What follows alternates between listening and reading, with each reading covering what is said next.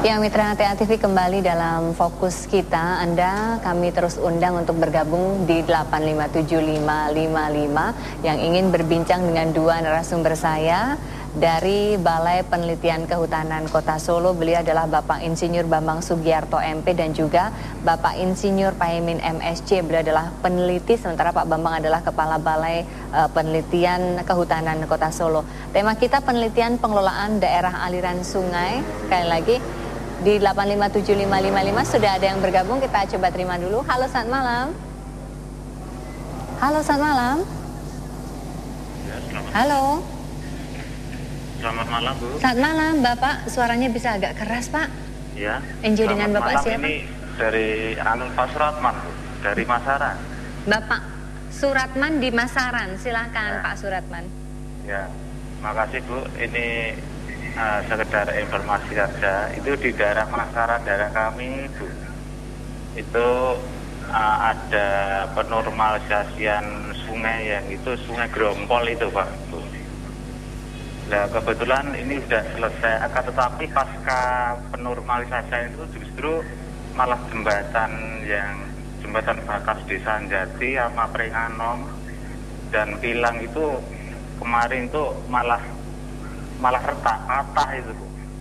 Nah, itu menurut pengamatan kami justru itu pasca penormalisasian itu sungai jadi lebar, sedangkan arah aliran itu yang menuju ke jembatan itu saya rasa kurang tepat arahnya, jadi menabrak yang di pinggiran sungai sebelah barat, sehingga posisi konstruksi sebelah barat itu bergeser gitu. Nah, barangkali himbauan kami Pak Anu, setelah normalisasi itu ada inspeksi sehingga ada bangunan-bangunan pendukung yang perlu kiranya untuk ditindaklanjuti para bapak-bapak yang di Balai Besar. Nah, ini sekedar masukan untuk bapak Balai yang di Balai Besar. Ya, makasih.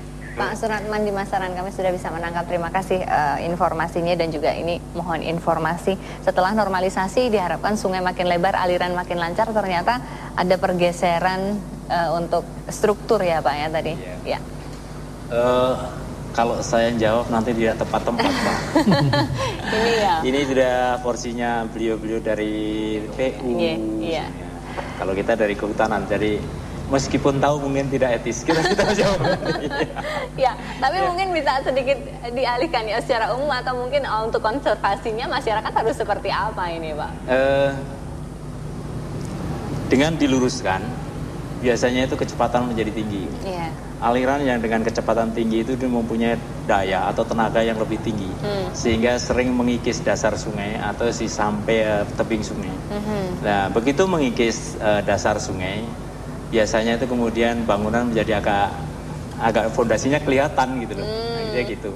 Semoga ini tidak salah saya jawab nanti. Sebenarnya ini teman-teman dari PU ini. Ya, ini konfirmasinya ke PU ya, mungkin Pak ya, untuk lebih detailnya ya. Tapi kurang lebihnya karena kikisan tadi ya Pak ya. Betul, baik. Betul, Pak Paimin, saya lebih ke arah tadi kita kan bicarakan tentang banjir, belum longsornya. Nah, sementara tanah dan air ini kan sangat berhubungan juga dengan, kalau tadi tanahnya terkikis akan longsor, dan longsor ini juga tidak hanya bukan dinikmati ya, dialami oleh yang di daerah itu, tapi justru di daerah lain. Ini bahayanya seperti apa ketika banjir berpadu dengan longsor ini, Pak? Iya, jadi pengalaman dari beberapa tempat bahwa di sana ada proses ganda. Ada tempat-tempat tertentu di tebing sungai yang gampang longsor. Begitu longsor, dia itu nyumbat palung sungai. Nah, karena tersumbat sehingga kan air hujan atau air sungai yang mengalir itu tertahan. Begitu hujan terus menerus, akhirnya longsoran tadi nggak kuat nahan air, akhirnya jebol. Nah, kalau jebol kan itu sudah sepertinya bendungan jebol. Jadi akhirnya menjadi banjir bandang. Nah, itu di pengalaman yang kita lihat terjadi di Jember dan di Langkat. Jadi prosesnya begitu. Akhirnya begitu. Nah, solusinya kita harus bisa tahu mana yang daerah rawan longsor. Sehingga daerah rawan longsor ini, kalau ini tebing sungai, di tebing sungai yang itu berbahasa bisa nyumbat, maka itu harus ada terapi bagaimana supaya tidak terjadi longsor. Nah, ini yang sering itu kalau itu di dekat pemukiman orang gampang mendeteksi. Tapi kalau itu daerah remote, katakan di perkebunan, di hutan gitu, itu sering tidak terdeteksi yang begitu. Sehingga kita harus tahu deteksi dininya itu gimana gitu. Karena ada perubahan aliran, watak-watak aliran bagaimana kok ini bisa tersumbat. Kita harus tahu. Oke. Baik, saya ke Pak Bambang. Tadi kita sempat bicarakan sedikit kendala adalah bagaimana teknologi itu tidak bisa diterima masyarakat, kemudian masyarakat karena lahannya ini punya nilai ekonomi tinggi, mereka tidak mau menerima konservasi yang diberikan. Kemudian apa solusi yang terus dilakukan supaya ini bisa jalan, Pak? Iya. Terima kasih, Mbak. Jadi memang kita kalau tadi sampaikan Pak Paimin, kita harus mengetahui, kita bisa mendeteksi dan sebagainya. Kita tidak henti-hentinya melakukan sosialisasi terhadap masyarakat. Memang seringkali yang menjadi persoalan, masyarakat sudah terlalu nyaman dengan lingkungannya, sementara kita sudah sampaikan tadi seperti Pak Paimin bahwa daerah tersebut lawan longsor, lawan bencana, dan namun karena mereka merasa nyaman di situ, itu yang kadang-kadang kita sulit sekali untuk memberikan alternatif bagaimana dia mestinya harus, kalau memang harus pindah mestinya pindah, tapi ini yang sulit sebenarnya. Nah, tetapi kami sebagai lembaga penelitian tentunya tidak henti-hentinya mencari solusi lain sehingga masyarakat itu bisa mengerti. Kalau mereka sudah bisa mengerti, tentunya juga nantinya kita lebih mudah untuk menyampaikan hal-hal yang seharusnya dilakukan. Baik, Pak Bambang, Pak Paimin, waktu kita terbatas sekali. Mungkin yang terakhir bisa disampaikan harapan supaya penelitian yang sudah dilakukan ini bisa diterima masyarakat dan ini juga bisa berjalan sejalan sehingga DAS ini tetap bagus pengelolaannya dan masyarakat juga kondisinya bisa bagus, Pak. Kami berharap bahwa dengan adanya hasil penelitian kami yang senantiasa selalu kita sebarluaskan baik kepada penentu kebijakan maupun kepada masyarakat luas termasuk penyuluh-penyuluh, tentunya kami mengharapkan sekali adanya umpan balik. Dengan demikian tentunya kita bisa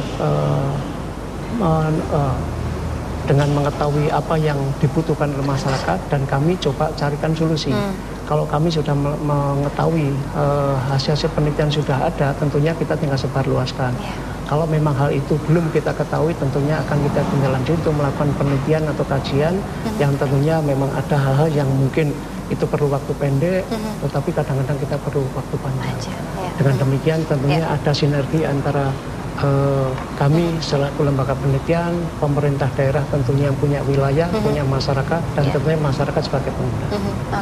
Baik, Pak Bambang, Pak Paimin, terima kasih sudah hadir di TA TV dan mitra TA TV. Dengan adanya penelitian pengelolaan daerah aliran sungai tentunya diharapkan dapat mendorong terwujudnya pembangunan serta pemanfaatan sumber daya alam tersebut bagi peningkatan kesejahteraan masyarakat. Mitra TA TV, pastikan Anda juga menyimak Fokus Kita besok bersama PT PLN APJ Surakarta. Akhirnya saya Dinari Wibowo dan segenap kru yang bertugas mengucapkan terima kasih kebersamaan Anda. Selamat malam TA TV masa kini dan tetap berbudaya.